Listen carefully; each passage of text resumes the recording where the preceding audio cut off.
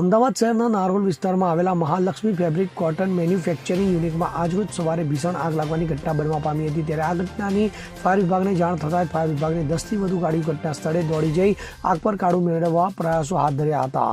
સમગ્ર મળી આવતી જાણકારી અનુસાર અમદાવાદ શહેરના નારોલ બ્રિજ પાસે આવેલ મહાલક્ષ્મી ફેબ્રિક મેન્યુફેક્ચરિંગ યુનિટમાં ભીષણ આગ ફાટી નીકળી હતી। તો 500થી વધુ કર્મચારીઓ ધરાવતી ફેક્ટરીમાં આગે વિકરાળ સ્વરૂપ ધારણ કરતા કર્મચારીઓ સમજવિચકતાથી બહાર દોડી આવ્યા હતા। જોકે આગ લાગતા ધડાકા સાથે મિલનો શેડ ધરાશયી થવા પામ્યો હતો। તો ઘટના અંગે ફાયર વિભાગને જાણ કરતા ફાયર વિભાગની 10થી વધુ ગાડીઓ સ્થળે દોડી આવી હતી અને ફાયર વિભાગ દ્વારા આગ પર કાબૂ મેળવવાના પ્રયાસો હાથ ધરવામાં આવ્યા હતા। જો ભારે જહેમત બાદ આગ પર કાબૂ મેળવી રહ્યા હતો। ત્યારે જાણવા મળી રહ્યું છે કે હાલ ફેક્ટરીમાં કોઈ જાનહાની થવા પામી નથી, પરંતુ ભીષણ આગને કારણે આસપાસ અફરાતફરીનો માહોલ સર્જાઈ જવા પામ્યો હતો।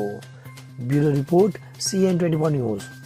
હવે જુઓ દેશ દુનિયાની તમામ ખબરો તમારી આંગળીના ટેરવે। ઉઠાવો મોબાઈલ અને ગૂગલ પ્લે સ્ટોર પરથી ડાઉનલોડ કરો અમારી CN24 ન્યૂઝ મોબાઈલ એપ।